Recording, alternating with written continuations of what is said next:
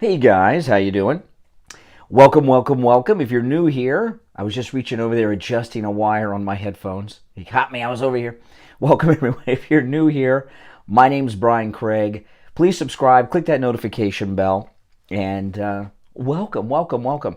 Yeah, now Matt Gaetz, okay, this is something because next week is the impeachment trial of President Trump, which is totally insane. They have no judge, right? Because the Chief Justice wouldn't do it. They couldn't find a judge to take over the impeachment, so they took a member of the jury, Leahy, to, hey Nancy, how you doing?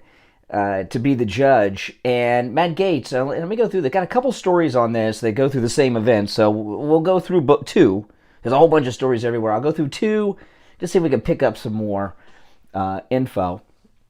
And it says here, Matt Gaetz. I love Matt Gaetz. He's a congressman here in Florida. He's not my congressman, unfortunately. I wish that he was my congressman. Oh, just got a text message from someone. Let me turn that off. Thank you, thank you, thank you. One of our radio sponsors.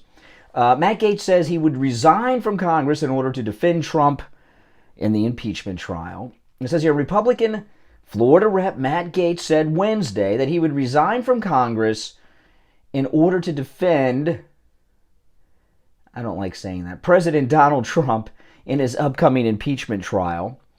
Gaetz made the comments on the podcast War Room Pandemic, saying, I would leave my House seat, I would leave my home. I view this cancellation of the Trump presidency and the Trump movement as one of the biggest threats to his constituents, he said. I'm here to win so much I get tired of it, because that's what I promised. And he says, let's not play to the Senate, Gaetz added. Let's play to the country. Let's play to our people. And, of course, he's come out. He's on a tear against Liz Cheney, which I'm very glad about, because Liz Cheney, get big betrayal there. She was one of the 10 Republicans that voted to impeach President Trump this time. So that's what he's talking about. He said, now, there's another story here. Hold on, I got another one here. I thought I had two about this. I know I do. I have it, so maybe I just didn't put it up here. But anyway, I'll go over it. He said, Gaetz said that he would resign to defend Trump if asked. Now, I don't know if that would be a requirement to defend Trump. The House have the impeachment team of prosecutors. Well, thank you, Lincoln Johnson. Appreciate, glad you like the show.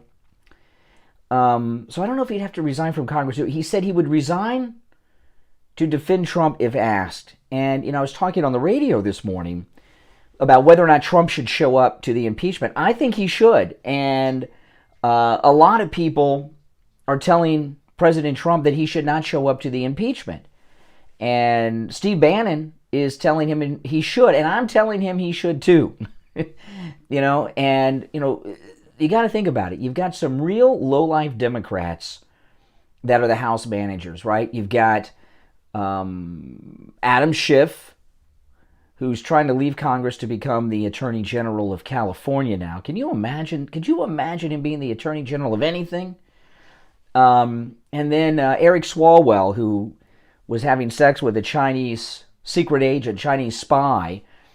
And when you look at this crew of people on the House impeachment team, could they get a group of people that are bigger lowlives among the Democrats in the House than these two guys? When you have Schiff and Swalwell on the impeachment team from the House, it shows me that no one that was really like a credible person wants to do it. Only these guys, who are totally without shame, either of them. And frankly, Swalwell should be tossed out of Congress.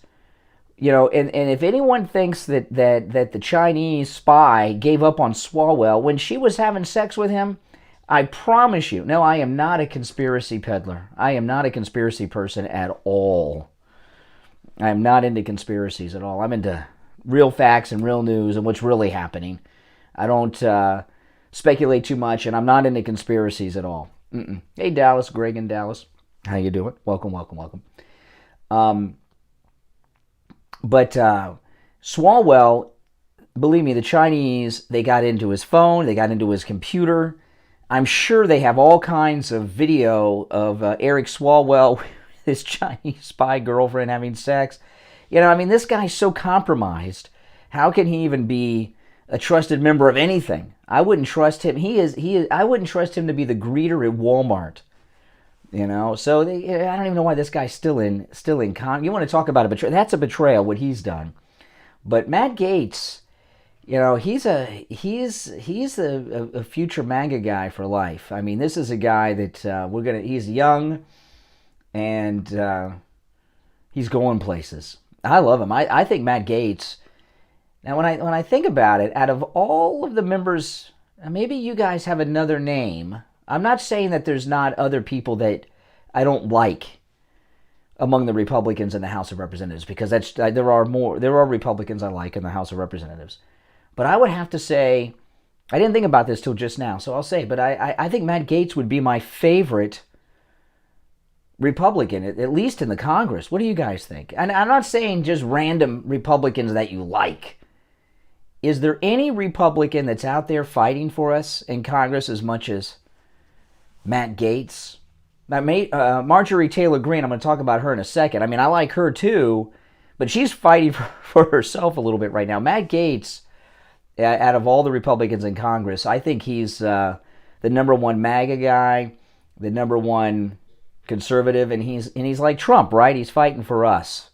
He's not angling to be a senator or a governor or vice president or something. He's just doing the right thing, But no, I'm not saying random people that you like. I think he's the best that we got. Yeah. And you know what? He does follow through. A lot of these guys, they run their mouth all the time, and then when it gets up to the hearing or something, they're checked out. Matt Gaetz carries everything all the way through to the end. Yeah, he seems to be the only one that's fighting. He really does. Everyone else seems to be looking to let us down. And, this Marjorie Taylor Greene, I like her more and more every day, Marjorie Taylor Greene. I really do. I really do. She's awesome. And, as I keep saying, I don't know much about her, okay? I don't know much about Marjorie Taylor Greene at all. But this is what I know about her, right? The Democrats hate her, the Republican establishment hate her, and CNN, MSNBC, and the mainstream media hate her. So to me, that's what I call a stellar ringing endorsement, and is enough reason to like her. And they're doing all these things to her. Like, here's the latest: the Democrats. This is going to happen tomorrow on Thursday. The Democrats are going to vote to remove Marjorie Taylor Greene from both her House committees after turning down an offer by Kevin McCarthy, the GOP leader, to kick her off of just one committee as she slams the Hate America Democrats. And she was tweeting, this is a tweet of hers today, and I'm a little unclear, when she says they, I guess she's talking about the Democrats, or is she talking about the rhinos too? But this is Marjorie Taylor Greene today. They are only set out to destroy Republicans, your jobs, our economy, your children's education and lives, steal our freedoms, erase God's creation. Is she talking about abortion there? I think she might be. And the bloodthirsty media are all their henchmen who help them by relentlessly attacking anyone in their path. And, Marjorie Taylor Greene, the reason they're going after Marjorie Taylor Greene is one of the most petty reasons of all. Do you guys know why they're going after her? It's not about the David Hogg video. Sorry, I had an itch behind my ear, guys. Do you mind? It's not about the David Hogg video. It's not about this thing they lied about, that she said that there's Jewish space lasers. She did not say Jewish space lasers. Her first moment in the House of Representatives, she dared to defy Queen Nancy Pelosi about the mask mandate. And that's really what has them after her. She was in there about 3 minutes. She defied Nancy, and boom, they go after her. Okay? And that was what really started it. But what they've really done, these Democrats Kicking her off of these committees is the best thing that's happened to Marjorie Taylor Greene, because what they're doing, they can't kick her out of Congress. She's not like Joe Biden. Has she done anything criminal? Has she voted for something to enrich herself or her family? Has she made some deal with a company in a foreign land and gotten a relative on the board? Does someone in her family have some big fund in China and she passed them? No, she's done nothing. She's done nothing.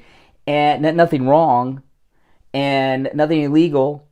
She hasn't sold out her office like like Mitch McConnell got $15 million, according to Peter Schweitzer, from China through his father-in-law in China. Did she do anything like that?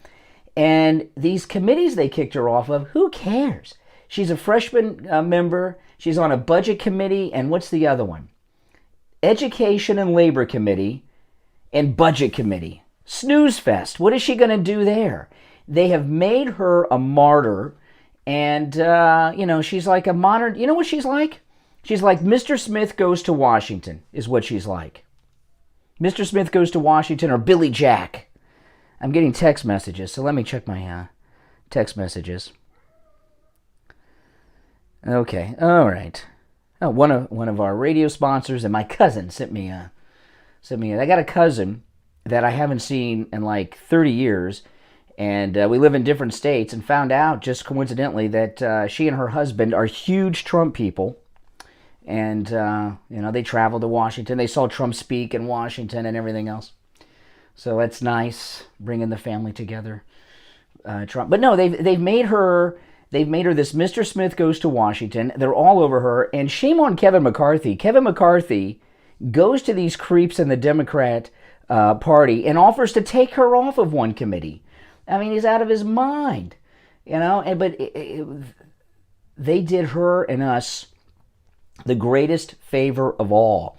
And what they're going to do when she runs for re-election, they'll tell themselves they're going to cut her off. They're not going to give her any money. Marjorie Taylor Greene is going to raise more money from MAGA people around this country than any other freshman member of the House of Representatives, I promise you. You got Swalwell, who's having sex with a Chinese spy, right?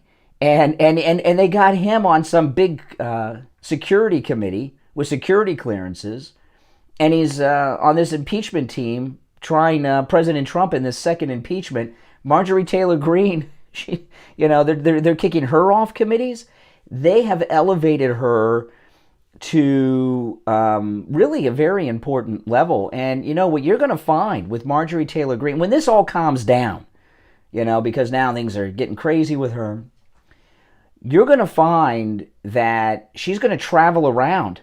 When she's running for re-election for the midterms, she'll be like AOC. She'll go to districts of other people that are running in the House and give speeches and endorsements and rallies. And I've seen her speak a couple of times. I think she's filled with passion, but I don't think she's crazy. Yeah, Crowder suing Facebook. I was talking about this on the radio this morning with Steven Crowder suing Facebook. This is huge. And his lawsuit, Steven Crowder is the number one conservative on YouTube. He has over 5 million subscribers on YouTube. By the way, guys, thank you everyone who subscribed to my channel. I just broke 40,000 subs last night, and thank you. That's because of all you guys. So thank you everyone who has supported my channel and subscribed to my channel. And I put a lot of time in this channel, and I really appreciate you guys and your support and your subscriptions and your, click the notification bell. Yeah, in fact, I'm not going to tell you who, but I heard from someone today that most all of you know.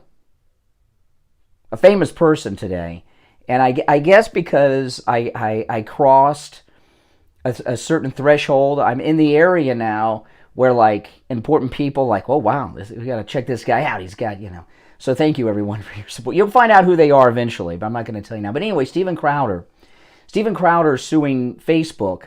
I think I talked about this on the radio today, but I talk so much, I forget what I talked about here and there and everything else. Well, I appreciate you, Sean Martin. Thank you. Steven Crowder suing Facebook because they cut his live stream off. And he's got an interesting claim here. He's talking about they cut him off during a live stream without any notice or explanation. And he's talking about financial loss because of this. And Steven Crowder, 5 million subs here on YouTube. He's got millions on all of his other platforms. I'm not going to tease. No. No teasing. No. He's got he has more people watching him in a day than CNN has in primetime. I mean, that's how big Steven Crowder is. And he has an entire set, and a crew and a staff and everything. For him to do a live stream is an investment. It's a lot of money, for him to do a live stream. And I think that's a very interesting way to do it. And I put up a video earlier. It's the video before this one on my channel about Governor Ron DeSantis, who they're passing some legislation here in Florida, taking on the social media giants. So go and watch that video. It's pretty good stuff. But I'll tell you this thing with Steven Crowder could be the beginning of the end for all of these people that are out there causing all kinds of problems. Hold on. I'm just checking here. Let me turn my phone off so I'm not disturbed by my text messages. My phone just started blowing up for some reason. Okay, there we go. Thank you. Yeah, DeSantis is awesome. That's right. Yeah, Main Street Moments. That's my wife, Kathy. That's right. That's our other channel that we have where we do all our Disney stuff. But Steven Crowder, that's going to be the beginning of a change with Steven Crowder. And the thing about Steven Crowder, number one conservative so far as followers and subscribers and all of that. But he's not viewed like a Hannity or an Alex Jones or a Tucker. He's kind of viewed as kind of like because he's a comedian too. So he's kind of viewed as a mainstream guy, not, even though he's conservative, not really partisan. So he's got a lot of friends on both sides of the aisle. So that Steven Crowder lawsuit against Facebook is probably the first thing that's going to make a difference with all of these different things that are going on. Yeah. Well, thank you, Donald. You love Crowder and Craig. Well, thank you. I appreciate that. But Marjorie Taylor Greene, they're making huge mistakes with her. She's just a freshman member of the House. And usually someone who's a freshman in the House, it is very rare for them to even be a known person outside of their district. And Marjorie Taylor Greene, they are elevating her to a AOC level of celebrity. And, that's the way it is. And if you think about it, AOC is only, doesn't this car, by the way, look like, I thought for a second that was like Knight Rider for a second. Doesn't it look like Knight Rider? AOC, if you think about it, is elevated in celebrity and everything by conservatives taking issue with all the crazy things that she's done and her socialist ideology and everything, more so than the Democrats, because Pelosi and the Democrat leadership do not like AOC. They do not get along with her at all. And the left are doing a similar thing with Marjorie Taylor Greene. So, there's hardly, today, it's been all day breaking news stories. Marjorie Taylor Greene is set to meet with Kevin McCarthy. And then, after a 2-hour meeting with Kevin McCarthy, Marjorie Taylor Greene, there's discussion of this, and then it happens, and then tomorrow's a vote. It's like her life is being followed in real time in the news, and that's great. And she is definitely part of the future of MAGA, no doubt about it. See, they're going to vote tomorrow to remove her from her committees, and that's awesome. That's awesome. Oh yeah, here's the other Gaetz article, but it pretty much says what I just talked to you about. So oh yeah, I wanted to share this. Because this is the most arrogant guy ever. John Kerry. John Kerry. I never liked this guy. He's got, that accent that he has that sounds like a British accent. He sounds like Major Winchester from Matt. They call that a Boston Brahmin accent. That snooty, blue blood, fake English accent because he's a better person than everyone. And now he's the climate czar. He's going to save the world. And everyone's talking about, his jet and how he goes around and everything else. And, he got busted. He got busted a couple years ago when he, listen to this. This is Fox News' website. President Biden's recently appointed climate czar, John Kerry, took a private jet to Iceland in 2019 to receive the Arctic Circle Award for Climate Leadership. Kerry defended his high pollution ride at the time, and let me play this video. Hold on, I'm waiting. There's a little ad that plays first. And what I like about this is that his fellow global warming, climate change fanatics are the ones that actually challenged him about flying to Iceland to this event in his private jet, creating this carbon footprint of his. And they ask him about it, and he comes up with this snooty explanation. Let me turn this up so we can hear it. Listen, this is John Kerry. On that issue, pollution, I understand that you came here with a private jet. Is that an environmental way to travel? I love it. If you offset your carbon, it's the only choice for somebody like me. Offset your carbon. Who is traveling the world to win this battle. Mm-hmm. I negotiated the Paris Accords for the United States. I've been involved in this fight for years. I negotiated with President Xi to bring President Xi to the table so we could get Paris.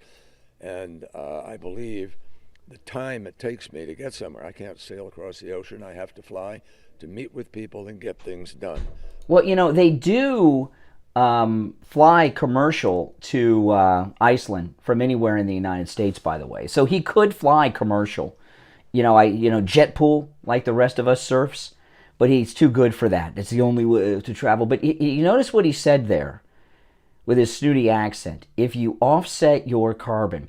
See, this is this racket that Al Gore started. Do you guys know what that is? See if anybody knows. It's a two-word thing. When he says, if you offset your carbon. You don't hear about this too much. The lefties do it, but they do it on the down low because it's so ridiculous. They don't want the rest of us to know. It's not hi, Mom. He said if, he offsets his carbon. It's a two-word thing. Two-word thing. No one knows what it is. It's not global warming. It's not climate change. It's about money. You're close. It's called carbon credits. You offset your carbon emissions, like he does, yes, with carbon credits. And Al Gore started this racket of a business. I tell you, do you know what a carbon credit is? Okay. There are companies that sell carbon credits. And what you do is if you're a hypocrite like John Kerry and you have private planes, and remember Al Gore got busted when An Inconvenient Truth came out. His mansion in Tennessee used more electricity in a month than the average family home uses in a year, something like this, 10 years or something. So Al Gore started this industry, carbon credits. You go to one of these carbon credit sellers and they calculate your carbon footprint. And whatever your carbon footprint is, the amount of carbon that you pollute the earth is, they sell you credits. You give them money, they give you credits, and then they take that money supposedly and put it towards green crap, like building windmills and everything, after they take their cut. And it's kind of like what the Catholic Church used to do with the selling of indulgences.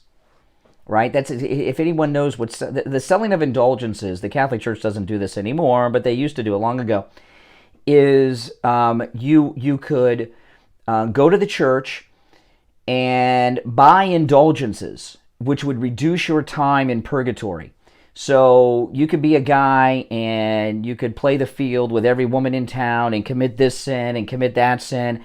And then you would go and pay, and the church would have these con men that would travel from village to village in Europe selling indulgences, and you could reduce your time in purgatory by buying these indulgences. And they got really carried away because it was such a great business, they expanded it.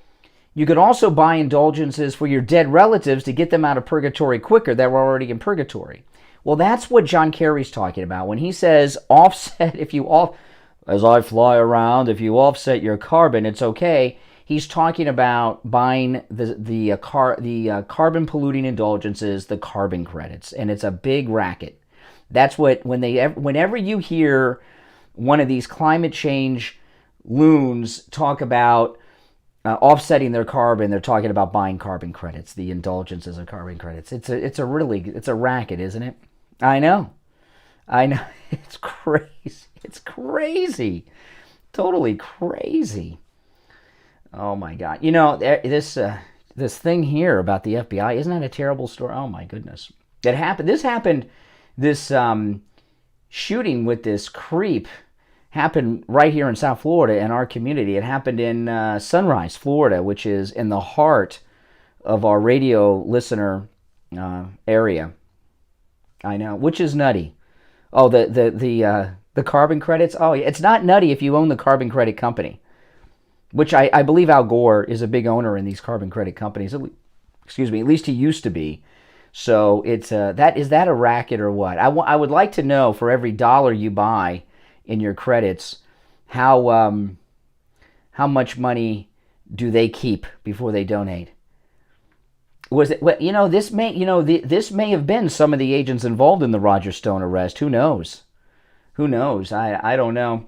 But the guy killed himself, so no trial that we're going to get from that. Oh yeah, look at this.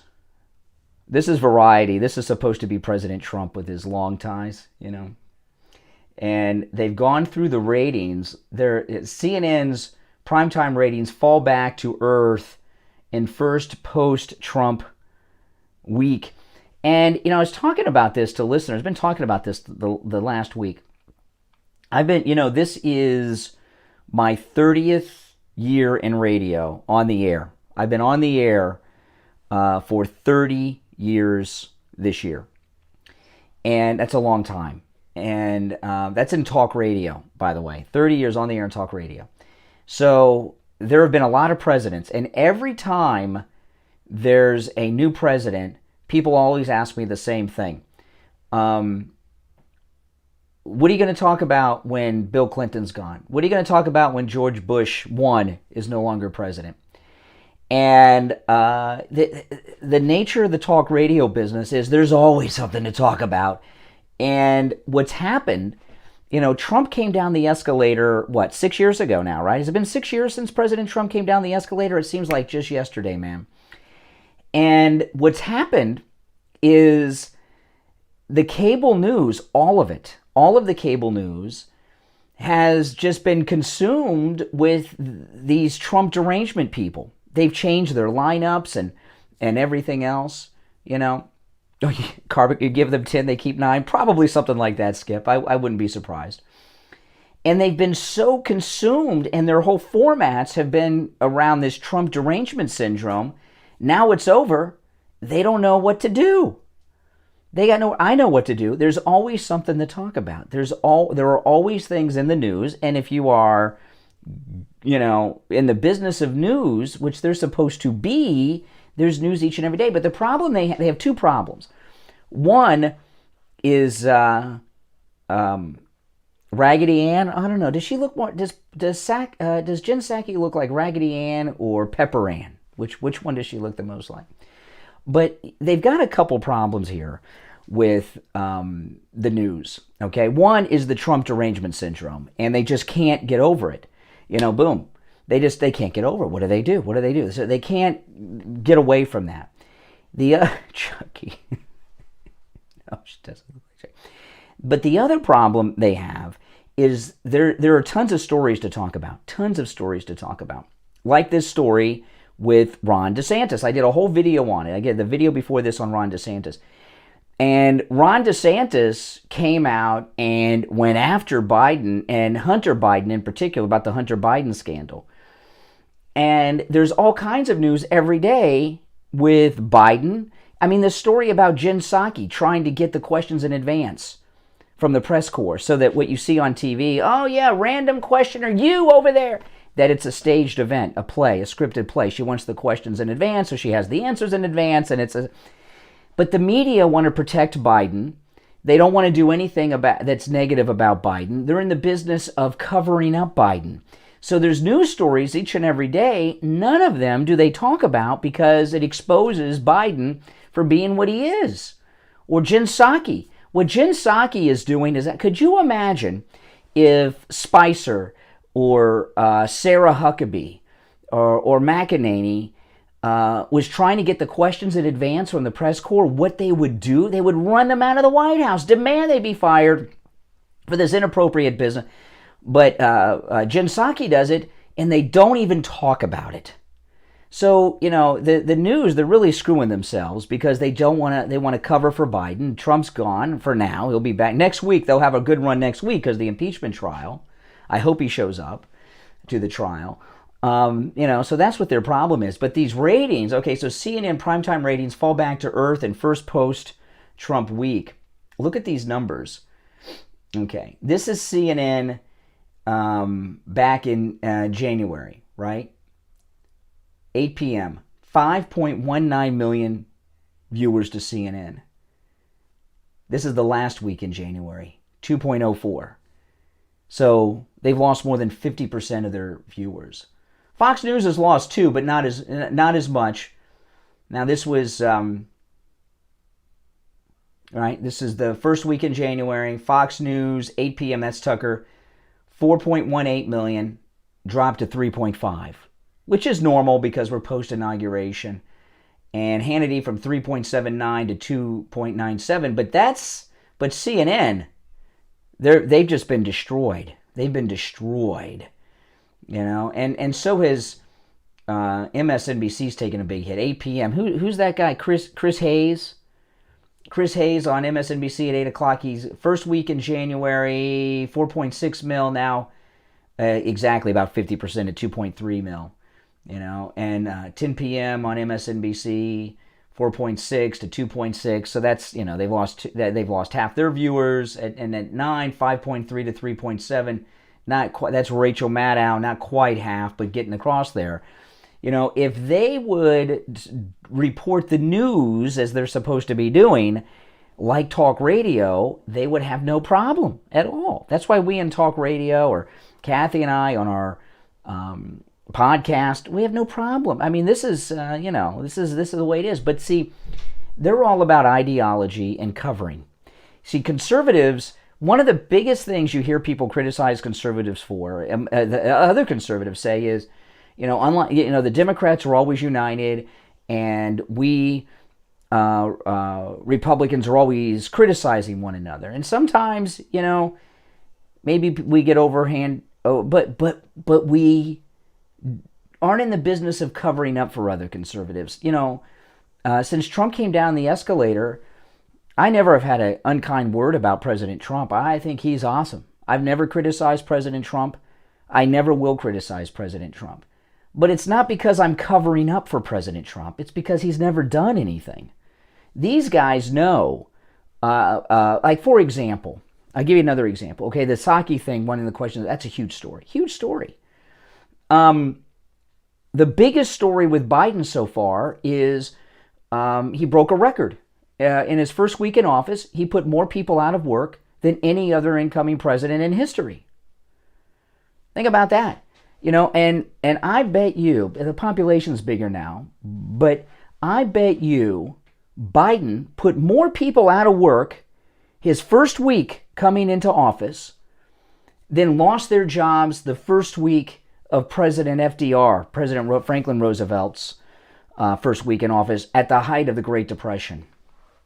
I mean, think about that. Think about that. But they don't want to cover that story. They don't want to go up there to the towns where the pipeline construction was taking place that were booming And now they're in trouble. I mean, could you imagine what it's like if you went up to a car dealership up where the pipeline was being constructed? Do you think they're selling cars this week like they were a month or so ago? I don't think so. But they don't want to cover these stories. So that's why they're tanking in the ratings. You know, that's the way it is. Okay? Now, I'm going to ask you all in the chat room a question. Okay? And please answer honestly. I know a lot of you left Fox News. A lot of us left Fox News. Press 1. I'm asking you to be honest. Press 1 if you've been watching Fox News again, even just a little bit. Press 1 if you've gone back to Fox News, even just a little bit. I don't know how, yeah. Now remember, go back. That means you left, you've gone back. I've gone back a little bit. Tucker, Hannity, yeah. Not their news, not any of the news. Yeah, see? Yeah. I didn't ask if Fox News sucks. We know they do. On YouTube, yeah. Tucker only, a little bit of Hannity. Yeah. Maria Bartiromo, yeah. I'm not talking about the 5 or any of that crap. Yeah, their primetime lineup, that's what... Not that much, though. I mean, Kathy and I watched Hannity on Monday night for about 20 minutes, and he was pretty good. I do watch a little bit of Tucker on YouTube sometimes if I see that he had something interesting. One American News.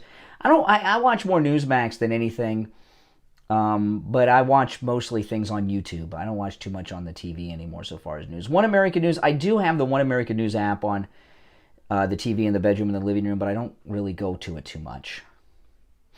Marie on YouTube on Saturdays. Yeah, Tucker and Hannity only. Yeah. I mean, we gotta, yeah.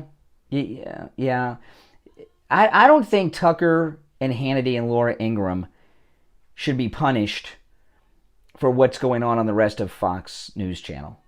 I really don't, because, those guys are under tremendous amounts of pressure to do what it is they do.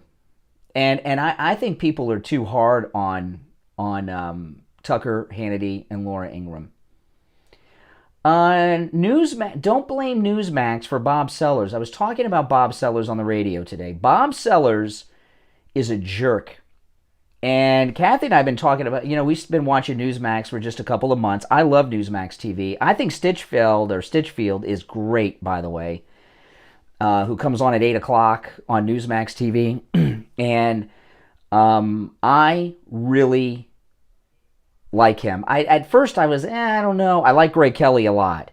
But this Bob Sellers, he's always been a jerk. Kathy and I have been talking about for weeks. There was a month or so ago, they have Childress now co-hosting the show, and I don't know if they were auditioning new talent and she didn't have the job firmed up yet, or if they had some fill-in people. But there was a week or two where they had some different women co-hosting with Bob Sellers, and he was nasty to them. There was one day he had a female co-host. He wouldn't let her talk, period. And I don't mean interrupting her. They had guest after guest, and he would never throw the mic to her.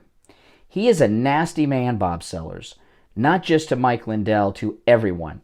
So I don't like the guy at all. So don't blame... Sorry, guys. My ear's been itching me. I don't know what's going on here. Must be the weather. It's a little chilly in Florida, South Florida today. It was 40. It's going to be like 45 degrees when I go to work tomorrow. That's freezing for us.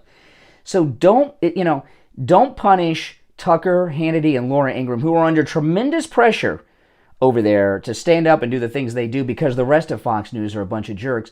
And don't punish Greg Kelly and Stitchfield and all the other great people at Newsmax because Bob Sellers did something stupid and is a jerk and is not likable and he's nasty. Don't be like the snowflakes and cancel out something because one person upsets you. Now, I'm not saying watch Bob Sellers on his show. I'm not telling you to do that. But people don't understand what kind of, when you're talking about news and politics, what kind of pressure some of these people are on. And you know, Newsmax TV is struggling right now, and they don't need you guys to say, "Oh, well, Bob Sellers," you know, and don't forget, you know, because I know a lot of people. I just saw somebody in the chat room. I'm not done with Newsmax. Mike Lindell's not done with Newsmax. After he had that run-in with Bob Sellers, which got a lot of publicity and everyone's talking about it and it was inappropriate, Bob Sellers, that was the most unprofessional thing I've ever seen a news anchor do. Okay? Mike Lindell went back on Newsmax yesterday afternoon after that happened. So for people that are saying, I'm out of Newsmax because of Bob Sellers, who's a jerk on every day, every guest, and every show, Mike Lindell didn't do that. Mike Lindell went back on Newsmax TV. So if he's not giving up on Newsmax TV, why would you in the chat room do that? Right? And maybe a lot of these people that are saying they're done aren't really conservatives, but Mike Lindell's a good Christian guy. And, you know, he's not all judgy and judgmental, and he's forgiving.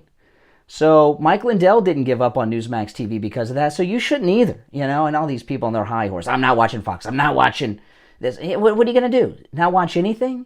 Because one person did it. A lot of conservatives act like snowflakes.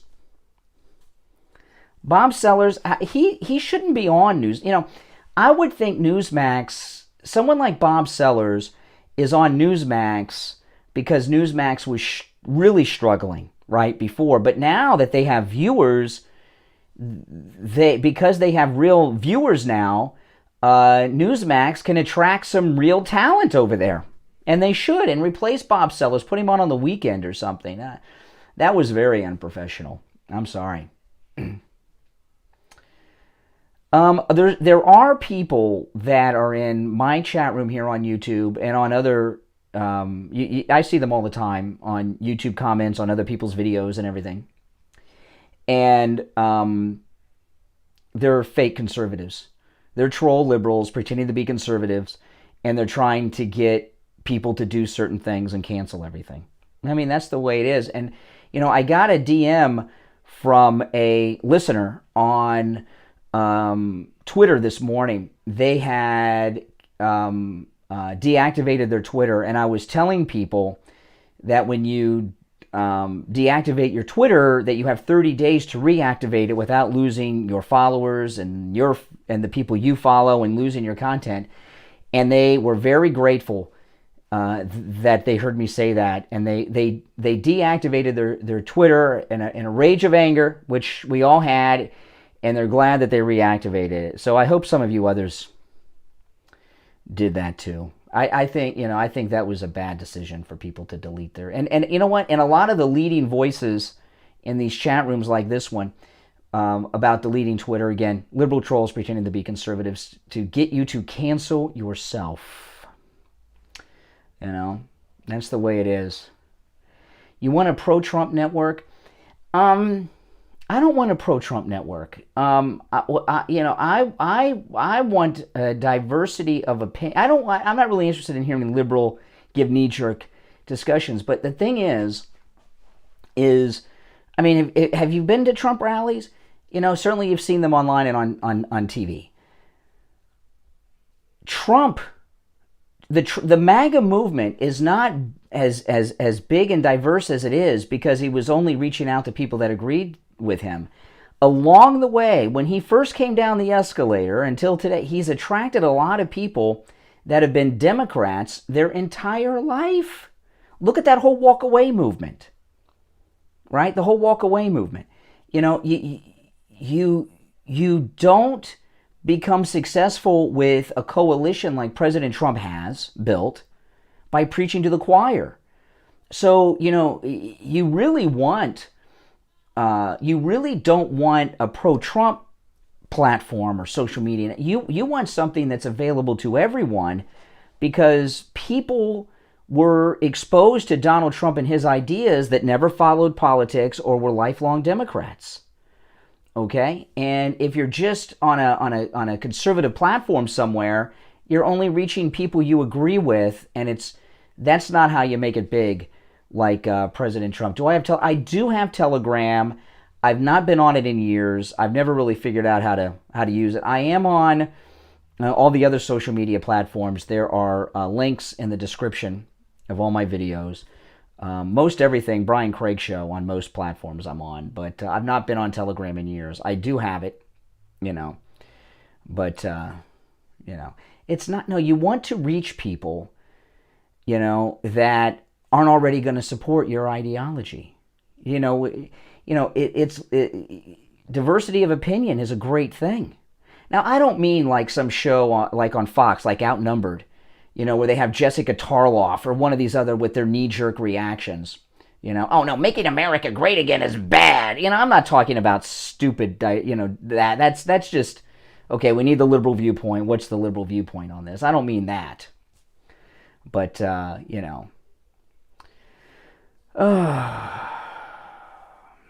Don Jr.'s on Telegram. Yeah, a lot of people are on Telegram, and maybe Telegram will be a big thing. I haven't been on there in a long time, so I mean, maybe I'll go, and I don't even know if I can access my account. I might have to start a new one, because I haven't been on it in so long. I don't know if I can access it. But the last time I was there was like years ago, and it was a very strange platform. You know what? I went to Telegram right after Loomer got knocked off Twitter because she was on Telegram, and I went over there and I thought, this is such a strange platform. I don't even know if I could access my account. I would have to go back and check that out.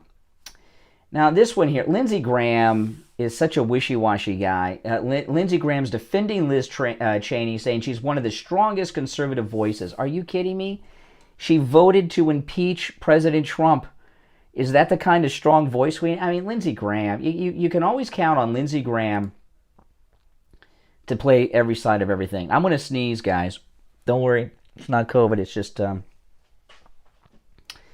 weather. It's so cold here in Florida. I'm not, it's not cold by many of your standards.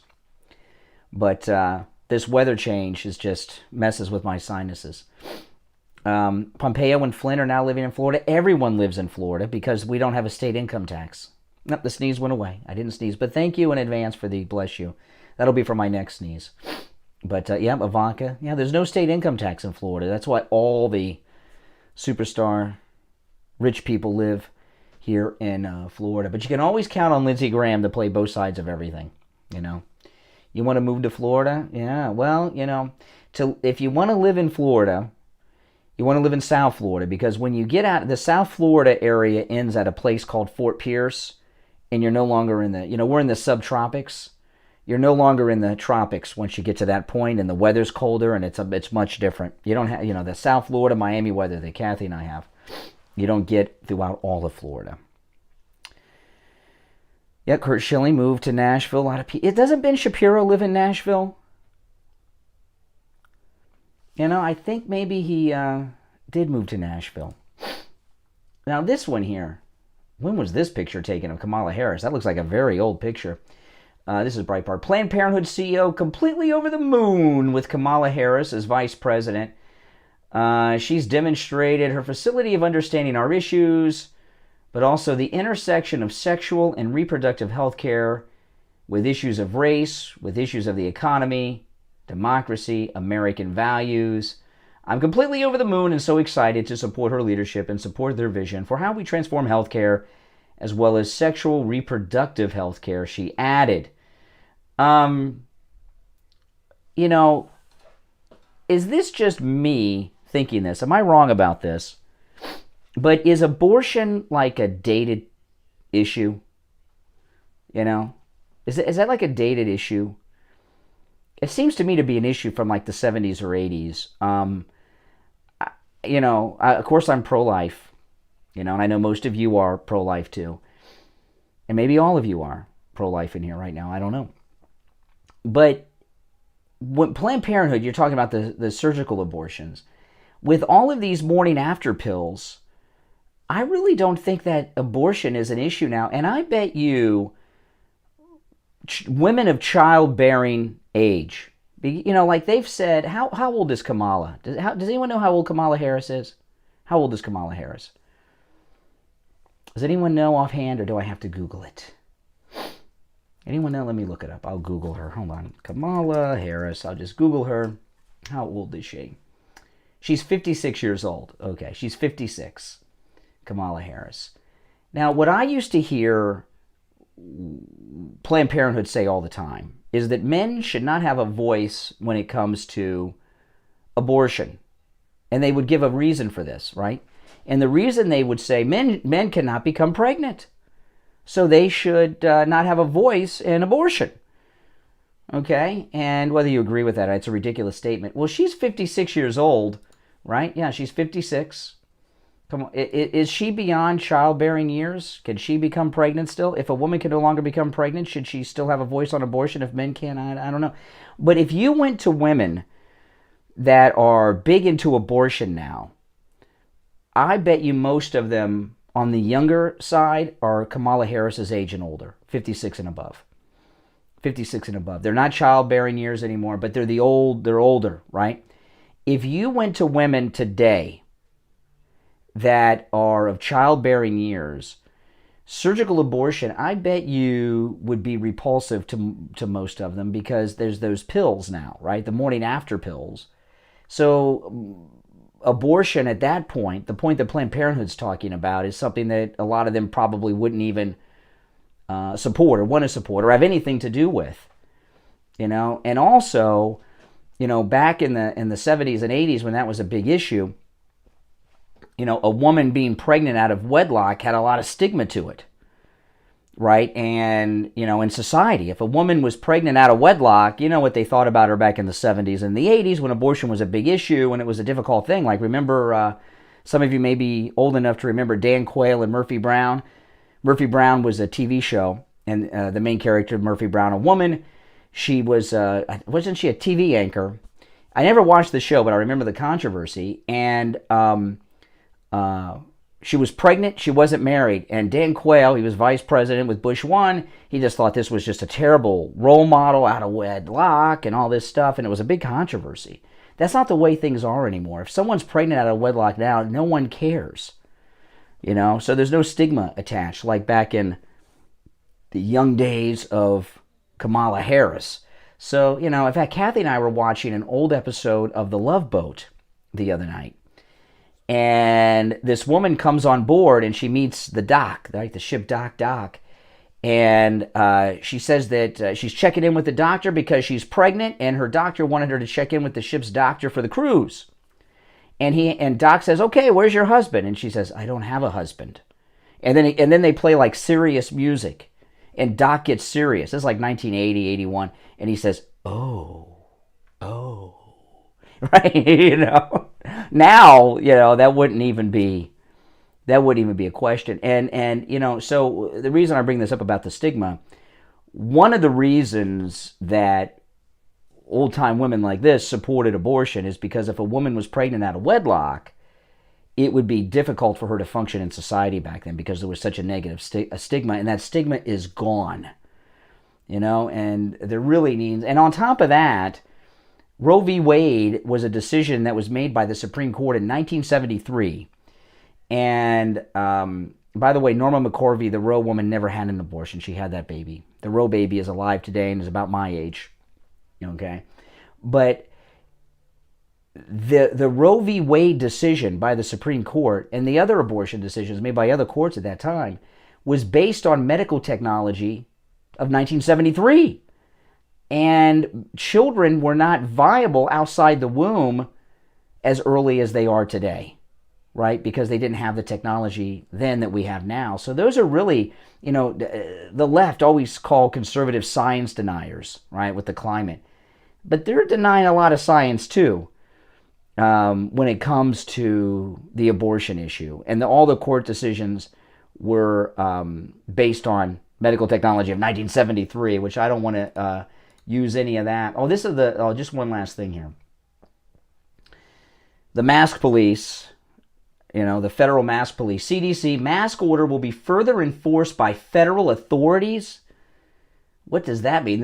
By the way, Biden signed an executive order that masks must be worn on federal property. Have any of you seen Jen Psaki wear a mask during her press conferences? Is she violating Biden's order when she has a press conference, Jen Psaki, without her mask on? It seems like she's violating it to me. The Centers for Disease Control and Prevention's latest order requiring individuals to wear masks when using public transportation or residing in transportation hubs, that seems kind of vague, right, will be further enforced by other federal authorities, the agency announced in its order. What other authorities is that going to be? Does it say here? I don't know, but who would have ever thought? Who would have ever thought that the good guys would wear masks and the bad guys would not wear masks, right? I mean, it's crazy. It's crazy when you think about it. My wife and I, we went out a little while ago and we drove by the school, elementary school in our neighborhood was just getting out, and we saw all the little kids, like kindergartners, first graders, crossing the street with the crossing guard, and the little kids were wearing masks, and it was just sad watching them wear masks. And, the masks, that's all they know. They're 5, 6, 7 years old. And who are the good guys? Me, Donald Trump, a lot of you guys, Matt Gaetz that I was talking about, Marjorie Taylor Greene. I could go on all day. There's lots of good guys. And we saw these little kids wearing the masks, and it's just sad because they may wear masks their whole life. And what I was thinking about is these poor kids got to wear masks all day. Now, I remember when I was in school at that age, because when you're in school at that age, you got your recess and everything. And I can remember, now right now it's wintertime around the country, but it gets hot even during the wintertime here in Florida. I remember most of the school year here in Florida, it being so hot, just so hot. Can you imagine what it's like to be a little kid in school all day wearing a mask? It's got to be awful. It's really got to be awful, doesn't it? I know. And my heart goes out to retail workers. Every time I go to Target or Walmart or, Kathy and I'll go out and pick up lunch at Chipotle or something, and you see these workers wearing masks all day, and I wear a mask, and we don't have a mask mandate in Florida, but certain places you go, you have to wear a mask, and I can't wear a mask very long. It's very difficult for me to wear a mask, and sometimes I'll go to Disney World, and if I go to Disney World, I'll be there maybe 2 or 3 hours because I can't wear the mask more than 2 or 3 hours, and Disney World requires you to wear it. And that's outside in the fresh air. And sometimes when I just go to the store, I'll go to the grocery store or something, I got to wear the mask, or I'm at Target, and I'm just in there 10 minutes, and I'm like dying. And I'm thinking about all these people working inside the Target. They got to wear a mask all day. And some of these people are doing physical work, like the stock people. Can you imagine being a stock person at Target, at Walmart? That's strenuous work. You're in the back room loading up stuff. You're stocking shelves and everything. I've done that kind of job. And you got to wear a mask over your face when you're doing it. You really got to feel for these people. That's very, very difficult. You can't use the mask. Yeah, I got this. I can't reach it now, but I'll show you guys another time. My wife can't wear the mask either. She can't wear the mask, and she got this thing. I tried it where you put it over your mouth and nose so that the mask doesn't fit right over you, and it kind of goes out a little bit. And even that, it's just tough. It's just tough. And I mean, like I go and get my hair cut, and the hairstylists, the barbers, they got to wear masks all day. That's tough, man. And they have no choice because we don't have the mask mandate, but you got, but individual businesses can require it, and that's just not. It's called the turtle. Yeah, I tried the turtle. It doesn't work. Yeah, doesn't. I went to the mall a couple days ago with my daughter, and I had the mask on, and it was rough wearing the mask. It really was. It really was. Now, if you are new here, please subscribe. I'd appreciate that, and click that notification bell. I would appreciate that too. And all of you guys, if you're already subscribed and you've already click the notification bell. If everybody in there could give me a thumbs up, that helps a lot. Thumbs up helps a lot. And comment away in all my videos. That helps a lot. And if you're really feeling like you want to help me out, share the video on whatever social media platforms you use. Telegram, Gab, Twitter, Facebook, whatever you got you're using. If you could share the video, that would be awesome, and I would greatly appreciate it. Hey, guys, thanks for watching. Again, my name is Brian Craig, those of you that are new. I'll see you tomorrow morning at 6 a.m. on the radio. There's a video before this one that I did earlier that's really good. It's only like 7 to 9 minutes long, and if you could go take a look at that, that'd be awesome. I know I'm asking a lot, but hey, guys, I appreciate all your help. I had a real good video I uploaded after I got off the radio today about Governor Ron DeSantis. It's a really good one, so check it out. All right, guys, see you tomorrow morning.